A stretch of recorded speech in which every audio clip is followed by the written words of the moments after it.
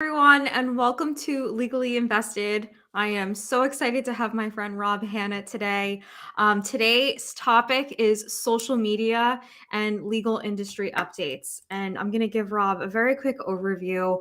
Rob Hanna is one of the top recruiting agents in all of the UK. He owns KC Partners. He has the Legally Speaking podcast. He is absolutely an industry influencer and leader in all things future and innovation for the legal industry. I'm super excited to call him my friend and my colleague. Rob, thanks so much for being here today. The pleasure is all mine, Francesca. You know I'm a big fan of you and your work. And by the way, if people are not checking out what Francesca is doing on social media right now and social audio, which I'm going to talk about in a little bit, please do, because Francesca is exactly the fine example of what the future of the legal services and the way it's coming to you guys. So it's a real pleasure to be here. Thank you so much for having me. Thanks, Rob. So I think the last time we talked was on your podcast, and then the time before that was on Instagram. I think in December. It was like the holiday time, in the middle of the pandemic, in the middle of lockdown. Crazy. Absolute craziness. So we have a lot to catch up on, and today what we're really going to talk about is some of the things that you've been working on Yeah. and what you've learned throughout this year, because you've been doing so much. You've been doing so much with social and on LinkedIn, and not only on LinkedIn, but on all of these audio apps. So Yeah. I would love to hear if you want to give us maybe a quick overview of what you've got going on, Sure. and then we could talk about any tips and things. Yeah, absolutely. So I'm going to talk a little bit about what I've been investing in, which I'm still learning, because we'll definitely talk about social media and LinkedIn and Instagram and those platforms. But what I've really been learning since the last time we spoke, where I love all of our conversations, is social audio, as you mentioned, Francesca, because I do believe the future is voice. And I know you've done some amazing posts recently about the metaverse and VR, AR, and what's going to be happening. And I just see social audio becoming the norm. At the moment, it's still very new. So I've made a significant following on Clubhouse, which, love it or hate it, I still think is here to stay. I think it has a lot of its problems, but as a whole concept, I think the whole social audio is going to be here. And so I've invested a lot of time and energy learning how to moderate rooms, because it's very different to social media. With social media, you can post, you can say your piece, and then you can get off and do your work, or you can use scheduling tools to allow you to do that. With social audio, it's all live, it's in the moment. So, you know, I've been really learning, and even as a podcaster, and I've been podcasting for 2 years now, it's a new skill in itself, how to moderate a room, a discussion, how to bring out social audio to life, and then also how to repurpose that social audio content to get the most amount of your bang for your buck for your time. So I've been investing very heavily in Clubhouse. Wisdom is a new social audio app that has recently just launched. And then there's another couple of platforms that I'm experimenting with as well. One is Two-Way Me.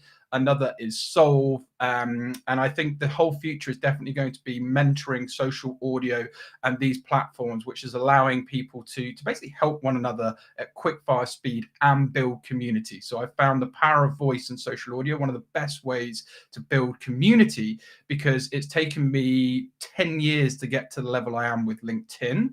And to the level I am in social audio has taken me 6 months. So I do really Wow. believe that connection and power of voice, done in the right way, can be super, super powerful. So I've invested a lot of time in that. Other things I've been up to. So I'm super excited to announce we have just launched season 5 of our Legally Speaking podcast. And definitely, if anyone hasn't checked out Francesca, she came on our Legally Speaking podcast and just dropped so many knowledge bombs. So please make sure you check out her episode, which you can do via our website, which is legallyspeakingpodcast.com. What's exciting about season 5? Well, we've firstly got our first ever sponsor. So we're now sponsored by Clio, which is a cloud-based platform based out in Canada, and they're just disrupting. They've just had their own legal trends report that's been released. They release that every October, and they've just had their own conference, and they're talking about a whole wave of new legal tech that's coming into the industry. Super exciting, super sexy. Well, I think it's sexy. So yeah, we're really proud to be partnering with them for our season 5. We just kicked off with the president of the Law Society, Stephanie Boyce. We're so honored to have her as our first guest. She's the 177th president of the Law Society, and she has a real mission to make sure that the legal industry is more diverse and inclusive than the one she entered. And she's one of the most influential people in the UK, and just a real humble, kind person. And so we're super honored to release that as part of our season 5. And also, Francesca, I don't know if you know, but it's our second birthday tomorrow, the 4th of November of the show. Yeah, so look out for some cool stuff there. And we've just been eventually learning on podcasting, so we've moved to a new platform called Riverside FM. I'm going to be doing a lot more lives like this, so it's awesome you're doing live. So just really kind of coming out from the posts and doing more audio video work is what I'm going to be doing, just to get to know more of the community. And I think that's something you do so well, Francesca. I think you get yourself on lives, you're out there, you've built a wonderful community, and I think more and more people need to be doing that because you're more relatable. And we're still doing a lot more with our content on the KC side, which you very kindly mentioned is my legal recruiting firm, where we're just different. We're not a traditional recruitment firm. I think everyone knows that. We do content creation, we do careers management. And so we've been producing a lot of content to help people as part of their legal careers, and lots of funky new additions to newsletters and content, and always mixing and tweaking, doing things. So that's what's been keeping me busy on social and podcasting in the last 6 months. So I hope that gives you a bit of an overview. It was amazing, and I'm so excited because when I first met you, I've watched your business grow in the pandemic. I've watched you You've just supported me. You've not just I've watched. You've been a supported, and true I've also friend. just been like, it's been really cool to see. So let's go back to social audio, because there Yeah. are a lot of lawyers who watch my lives. And they're like, wow, Francesca, I don't even know about any of these things. How do I use Clubhouse? How do I use Wisdom? What's your advice to people who have never used these platforms before? How can they get involved? Yeah, really good question. I think, well, I was nervous when I first started, moving. It can be quite daunting. What I would say is actually get used to using social audio with people you know. So if people are coming to you, Francesca, and their colleagues or people in the legal industry, perhaps do some small rooms with those people just to get used to the functionality of how social audio works from a room perspective. Because if you take Clubhouse for one example, there's a thing called a stage where you have the main moderator and maybe other moderators on there that conduct and run the room, and then you would perhaps be in the audience. So I would just encourage people to reach out to people who are already on social audio apps to walk them through how the functionality works, what is the etiquette of what you need to do, and just so you have a basic understanding. And then I would follow the way social audio apps I've seen have been designed is the people you follow curate your experience. So for me, as you know, I'm looking to connect with light and right-minded people in the legal industry, the recruiting industry, and for my entrepreneurial pursuits, people who are thinking entrepreneurially. So having followed those people, the content that I'm getting access to is curated for me. So with Clubhouse, the whole way, I will see a lot of legal rooms, I'll see some recruiting rooms, I'll see some investing entrepreneurial rooms. And so it's really tailored towards making sure that the consumer, as well as the creator, is getting access to the content that you want to see. So if you're a lawyer, you want to make sure you're following Francesca, for example, because she's going to be running stellar rooms around IP, trademark, copyright. So if you're wanting to know more about that, then they're the rooms you need to jump into, because she's going to upskill you and give you access to that. And the other thing that's super important in social audio is collaboration over competition. That is the best way to succeed. That's how I do it. Exactly. That's how I do it. I So collaborate. focus on community, focus on collaborating with people, and all ships rise in high tide. So if you've approached it with that perspective, you will do very, very well. Don't try and be a lone ranger. So get to know the ropes with people who are already on there, and then collaborate with them, and they'll help you rise and go together that way. I think I'm going to piggyback off of that. And I want to say that Rob has done an amazing job. He has his community, right? And literally, I'm going to highlight what you said. It took you 10 years to build up LinkedIn. Okay. That's a long time, but you had to put in the time and the energy to like build a community.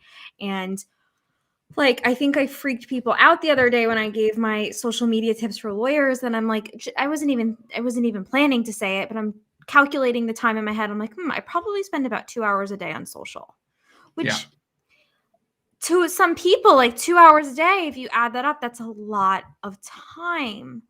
But it's what I needed to do for two reasons. One, because like it's literally a science. It is an algorithm. If Yeah. you post between 2 to 4 times a day, Instagram and TikTok and these platforms are just going to spit out your content. Like Yeah. I've noticed it. And then when I wasn't feeling well this summer and I just stopped, like I also noticed it. I wasn't getting any followers. In fact, I was like losing followers. Yeah. So the algorithm is super important, but like the point is, if you want to build a community and build an audience, these are the things that you have to do, and it's gonna take a lot of time. It's gonna take a lot of time. And then there's also like there's two separate aspects to it. There's the community building, which Yeah. is separate really from leads and Yeah. business. They are totally related, but there are certain content that you put out for the purpose of building a community and certain things that you do versus things that you do to generate leads. Because I was noticing maybe I was getting a lot of followers, but that wasn't necessarily equating into leads and sales.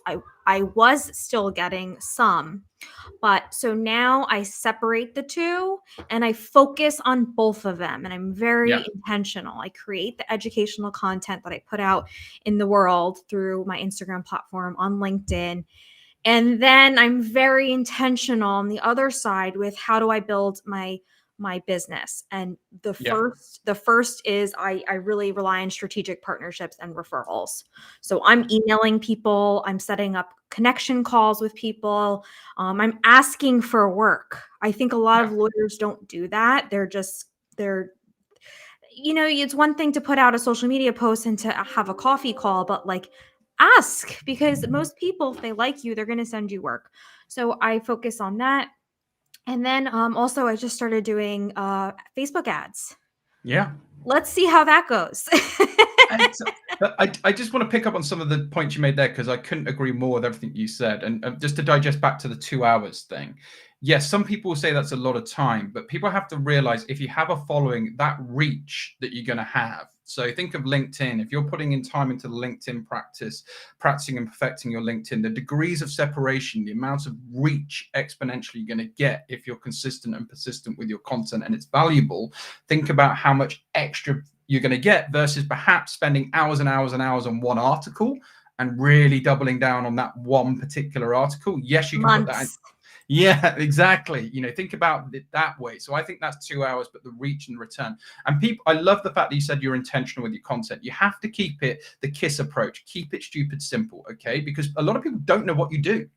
Some people, if people say to me, what do I do? My messaging is not right. It's up to you to keep it so simple. And John Lee says this, who's one of the thought leaders in the social audio app. He says the direct proportion of call to actions you put is a direct proportion of the amount of revenue or income you're going to make. So don't just put content out there with no particular call to action. If you start putting more calls to action, you will start getting more engagement from people. You want to start asking those questions. You want those people to get in touch. You want them to inquire about your services, but you've got to give value first. We talked about the Gary Vee jab, jab, hook. Absolutely. But if you put more strategic call to actions, you will see a direct correlation of more inquiries, more leads coming into your business. It's very, very, very simple. Definitely. And that's what I think I was getting really overwhelmed with which call to action, right? Yeah. Like, do I have them book a call? Do I send them to my audit? Do I give a free webinar? Like there's all these things that you're hearing. And so do you have any advice for people who are kind of like me that get overwhelmed with like shoppers anxiety, like all these different things? I say play to your Tiny ball strengths. syndrome. I think play to your strengths. And I think for lawyers, you have a competitive advantage because you have expertise. You have very easy lead magnets. So, Francesca, for you, nobody really DIY try and get their own trademark, but they'll do it wrong and they'll get it wrong. And then they'll end up costing them more money down the line, right? You can see countless times when people have made those mistakes who've tried to do it. So I think where you are strongest and where you want to drive the most around revenue, try and box in that area and just put a simple lead magnet, whatever it might weigh, 5 ways to register your trademark, give the 5 headlines, call me now or get in touch with me now for more information. Similarly, if you're a corporate lawyer, let's just use that. 5 ways to start your business, structure your business, get in touch for more information. It's very easy to create a simple lead magnet that lots of entrepreneurs, so with the corporate lawyer, lots of startups are happening off the back of the pandemic. There's the great resignation. You could box very, very clever right now, pick up a lot of micro entrepreneurs and startup entrepreneurs. They're probably going to be on a low budget, but if you can get onto Instagram, TikTok, start putting that how-to guide or something out there as a lead magnet, you're going to get some conversions and you're going to win some clients pretty quickly. Yeah, no, it's really true. And I think most lawyers, this is the trap that they fall into. They only focus on what's in front of them. Yeah. So they'll either be in marketing mode when things are slow, and then they're like, oh no, I need to go out and market. And then things come in, and then they stop marketing. And then Biggest they mistake. will just focus on the contracts and all of the legal work, or whatever case is in front of them. They'll go radio silent on social, whatever it is. That's a major problem because, and I've seen it, if you can build like a solid, consistent just funnel that's always working, that you're feeding every day, even if it is an hour or two, you aren't going to have those downtimes. But I feel like a lot of lawyers, they don't take the time to learn how to market online. They don't know what the new social apps are, and they feel like they don't need to learn. Like I'm hearing a lot of this.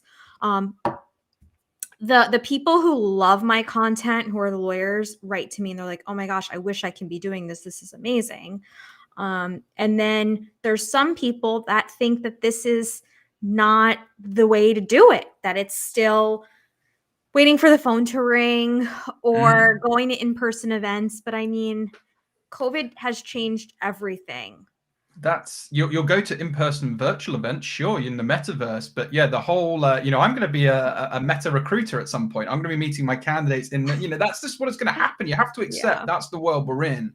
And so I respect people's views and people who have established practices, right? So if you've got established legacy clients and you can keep going and going and going, I can understand that view. But if you are wanting to actually break through in the legal industry, build your name, build your reputation, put yourself out there, win clients, be relevant to the modern market, you have to do this. There's no way you can't do this, in my opinion, because it's one of the biggest variables. But people get stuck. But you need to remember there's so many resources out there. So, for example, a lot of people say, Rob, I don't know what to do in terms of content. I say, go to a simple platform called answerthepublic.com. So answerthepublic.com, this is just one example. That is, you could type in whatever the problem is you're trying to solve. So let's say let's use a generic example. So mental health, you're trying to help raise awareness around mental health. So, and you've got a solution for that, which is very important. I'm a mental health advocate myself. You type in mental health to Answer the Public. That will then bring up all of the most commonly searched Google things related to mental health. Okay. So that's going to enable you, and that's giving you the most up-to-date Google traffic. So what the algorithm is producing in terms of what people are searching for online that moment. Okay. So that's going to give you all of that data. So then you can create content in line with what people want. And so it's just a really easy thing to do. So again, if you're a lawyer, you put in your practice area, you put in your particular pain point, whatever it is, it can create content for you. And there's a magnitude of different resources out there. So a lot of this may sound overwhelming, but there is the tech and resources out there. You just need to speak to the people who can point you in the right direction, because that will then save you plenty of time, energy, and effort. I think that also what lawyers need to be doing is not just think of the marketing, like take a step back. Keep a Google Doc open, and I'm literally constantly writing out frameworks and methods. Yeah. Not just for coaching and wellness, but like literally for the law. Like step-by-step guide, what do new businesses need? What do launch businesses need? What do scaling businesses need? What do multi-million dollar businesses need, and I'm just constantly refining these things, and I'm saying the same thing over and over and over again. And you said it, keep it simple, stupid, be consistent.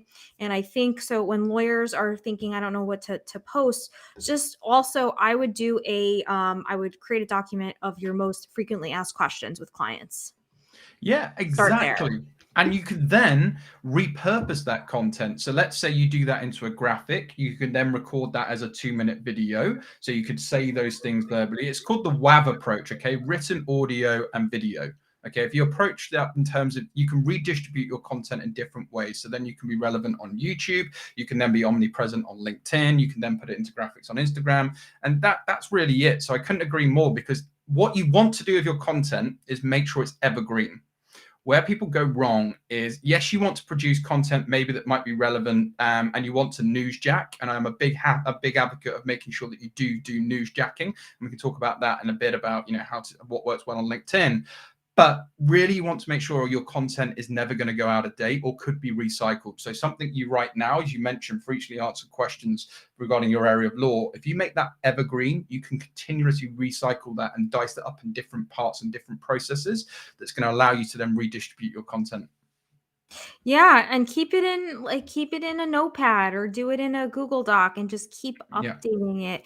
And so I'm starting to integrate. Do you listen to Russell Brunson, or like have you the I've heard some of them. ClickFunnel cult? Yeah, yeah, yeah. I just listened to Expert Secrets. I'm totally on the bandwagon. If you guys don't know who Russell Brunson is, he's just the ClickFunnels guy. He created the software, but did way more than just a software. He turned it into a movement, and his stuff is just so simple. And he always talks about how like everything is a framework, everything is a method, and you just are continuously refining it. And so even if you're a dentist, he talks about like tell people what they need to do what's the 5 things that they need to do to have perfectly white and straight teeth. And as lawyers, what's the 5 things that businesses can do to stay, for me, like IP lawyers, to stay protected and profitable? That's my thing. So whatever industry you're in, like think of like what's your framework, what's your method, because that way you're giving more value and you're doing things differently for clients. Instead of just waiting for clients to come to you with problems.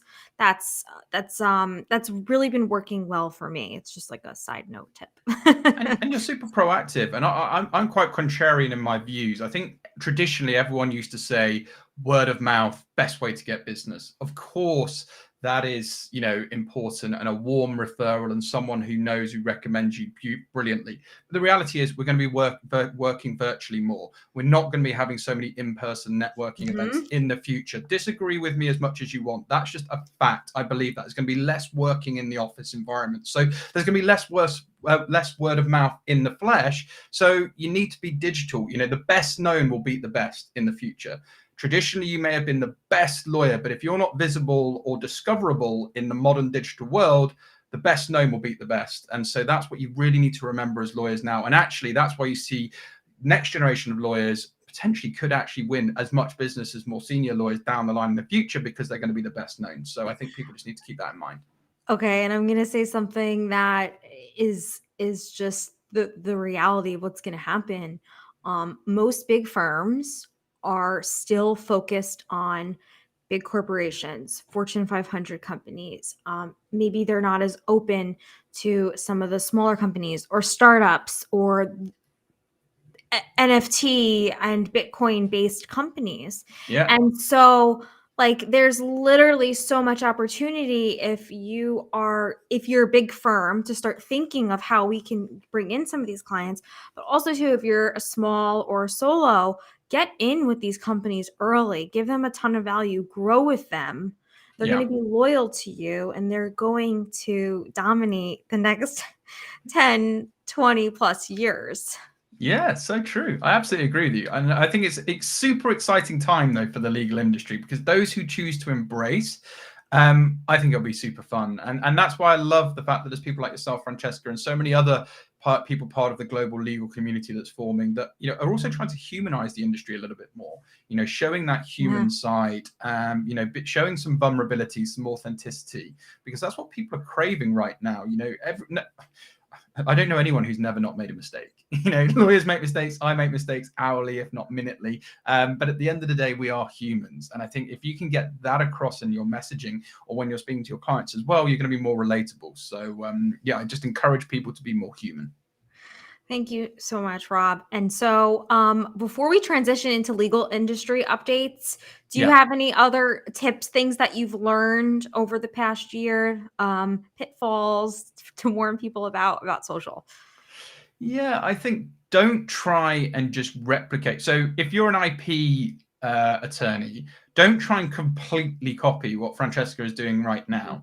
Learn from her, observe what she's doing. She's doing a wonderful job, but you have to put you in it because that's what people are buying you. So Francesca's community is because she's built a community, but they're buying into her brand, what she's doing. So, don't just try and think, oh, this is great. I've got all this information. I'm just going to copy what everyone else is doing.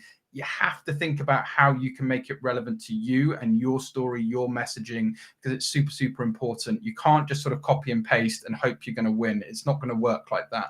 I think other pitfalls, and you touched on one there, Francesca, when you mentioned, unfortunately, you fell ill. You weren't allowing yourself to be consistent. And so you will drop off because, as I say, if you're not visible, you're invisible in the current world, and the best known will beat the best. And I keep repeating that because it's so true. The best known will beat the best. So you have to have a mechanism that's going to allow you to be consistent. I think if I'm looking at LinkedIn, which is my favorite platform, as you know, Francesca, I think you need to make sure your profile is optimized. So don't make mistakes. So stop having your title as partner. That is precious digital real estate.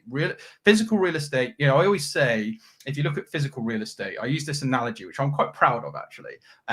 So you have your house. You wouldn't necessarily, with your physical real estate, invite your friends over and have your laundry everywhere, the mugs of tea, the washing up not done, and it looks a mess. It's not the best representation of your physical real estate when people come to your house because you like to be house proud potentially. Same with your digital real estate. If you've not got a fully optimized profile, you've not made the use of your headline to tell people who you help, the value you give to them, then you're not really optimizing all of these free resources, which are operating 24/7 whilst you're sleeping on your behalf. So really optimize your profile and make sure you're addressing the pain points and spending some time on that. So I definitely have a look at Francesca's profile. By all means, have a look at my profile, because that's what, I really pride myself in ensuring my digital real estate is up so it's fit for purpose. And I would just think of making sure that you're always looking to collaborate. I think you mentioned, and we've mentioned that. So if you know people in your industry that are probably a bit further ahead of you in terms of this journey, reach out to them, get in touch with them, collaborate with them, because they'll help you rise up. And I talked a little bit about newsjacking. So on LinkedIn, there's the LinkedIn news section that you'll see now on your home feed.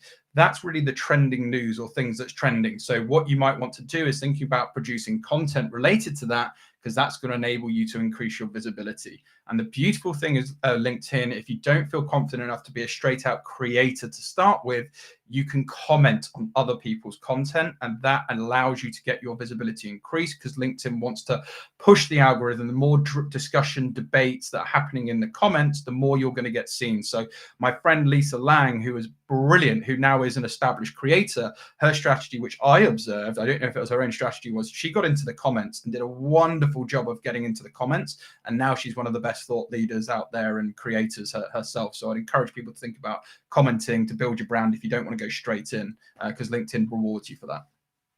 Yeah, and I think just like to not to summarize, but to make like a really important point, this stuff takes time. It's an investment, but it's an investment in you and your brand, because every single attorney here is a brand. And either you do it now or you do it in a much, much, much more saturated market.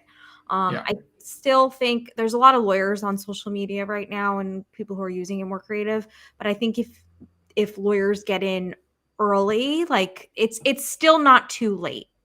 It's definitely still not too late, and there's Yeah. still going to be people that are going to think this is absolute nonsense, and they're not, that this is never going to get through, and that's Mhm. fine, because everyone has their own opinion.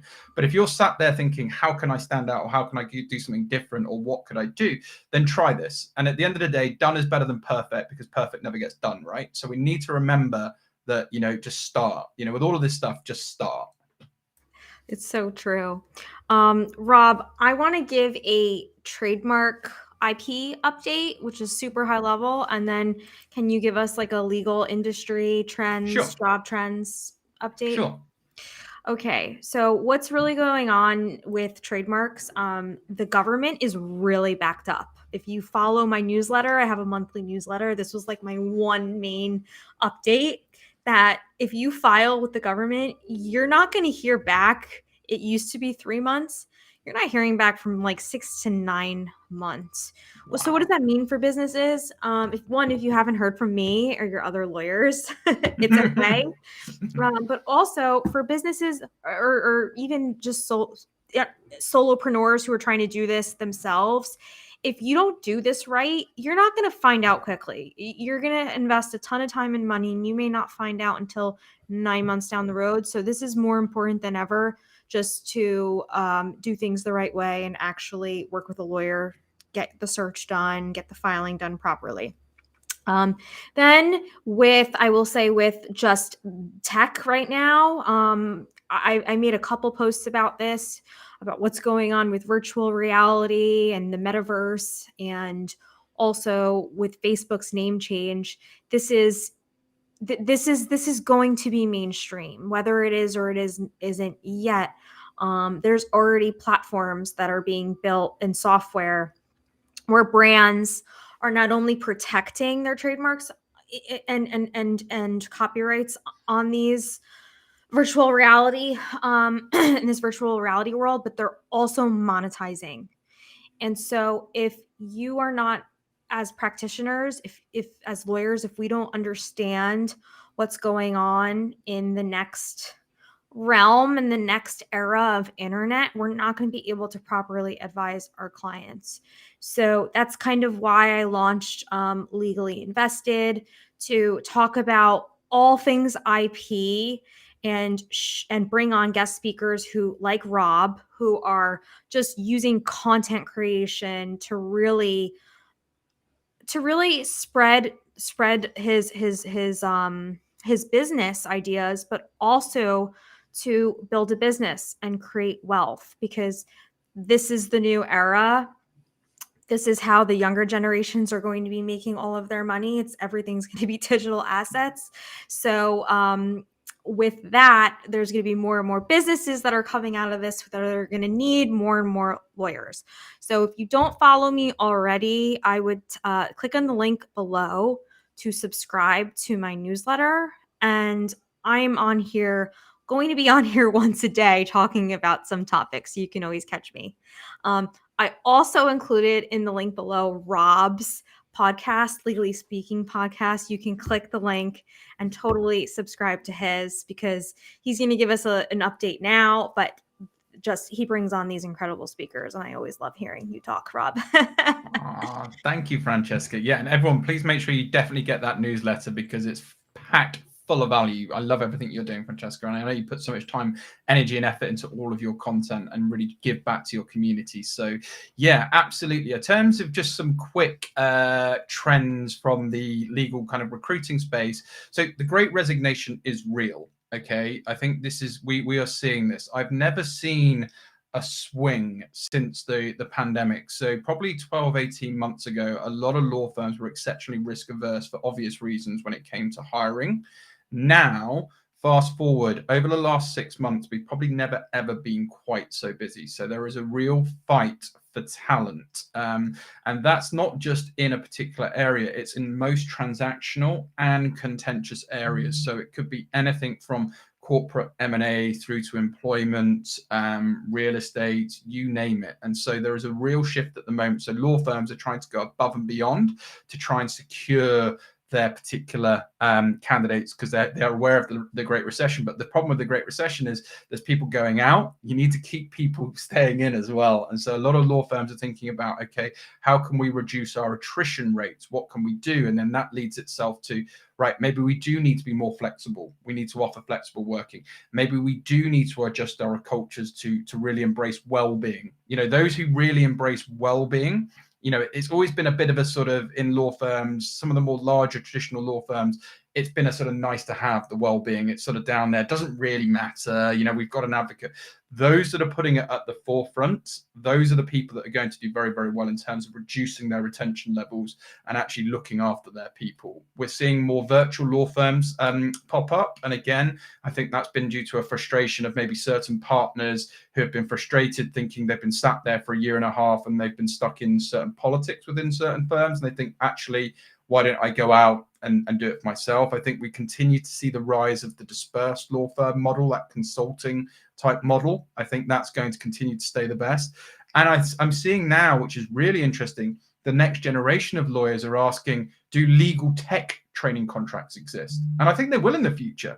I don't think people are going to, because, the reality is a lot of the legal role will become automated. Even in my industry, automation is coming, and people say, yeah, but Rob, you're in a people business. Everyone's going to need a recruiter. And I'm a big advocate for recruitment. And I believe it's still to here, but we're going to get disrupted. And I don't think anyone should think their industry is safe right now. And so you have to be alive to that. And it's interesting to see that, the next generation of lawyers are seeing that actually it doesn't have to be the traditional private practice routes. There are going to be these other opportunities out there. And it's going to be interesting to see how organizations, and in-house as well, company organizations, can offer attractive training opportunities, because we've got some exciting content on that coming on the Legal Speaking podcast down the line. So that's kind of, it's a fight for talent. It's Great Resignation is very real. We're beyond busy, which I know we say is a good thing, but yeah, it's crazy out there right now. So I'd say to any partners of law firms, if you've got good people, wrap them in cotton wool, really give them what they want, because otherwise they will announce their voice by the sound of their feet walking out the door. That's the reality of where we're at right now.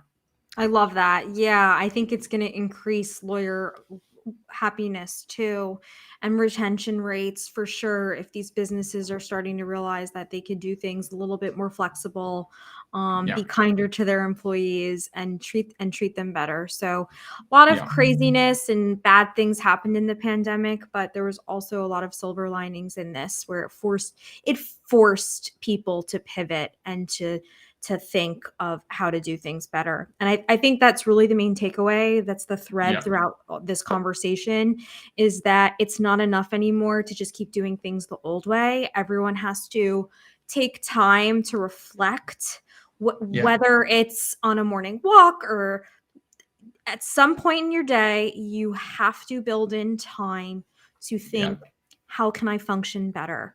How can I just, you don't need to stay 10 steps ahead. You just need to stay a couple steps ahead to in order to really succeed as a lawyer or as any business owner. Yeah, absolutely. Absolutely. And I think, at the end of the day, now people have come to realize what they really want. I think, like you say, the pandemic has been a real reflection point for a lot of people. And that's why I think we're seeing what's branded as the Great Resignation moment, because people have really sat down, thought, what does make me happy? Where do I really see my career? Is this where I want to be? Am I in the right environment for that to be supported? Yes or no? And I think more people have really done that. And I think that's kind of been a nice cleanse for people. So hopefully, because the alarming statistic of 85% of people, this is not just in the legal industry, but this is one of my other broader missions, it's 85% of people are unhappy in their job. It should not be that high. Which is super sad, but very understandable.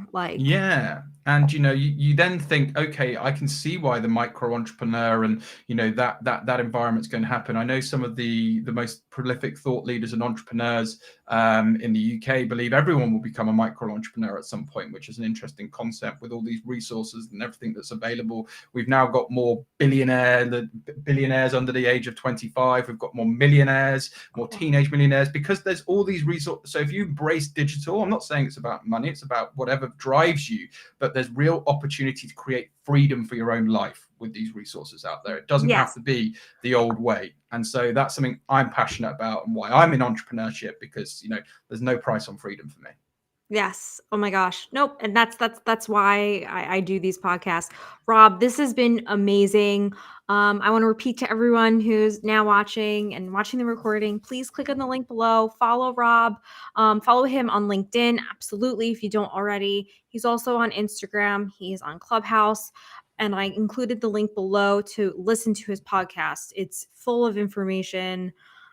I always love hearing you talk. And if you haven't already followed me, follow me on Instagram. That's my main platform. That's my core platform. I'm at the Trademark Attorney, and you could subscribe to my monthly email by clicking on the link below. Rob, you're amazing. It was good to catch up. Thank you so much for coming on here. My absolute pleasure. I loved it. Really, really enjoyed it. Thank you so, so much. Okay. Bye, guys.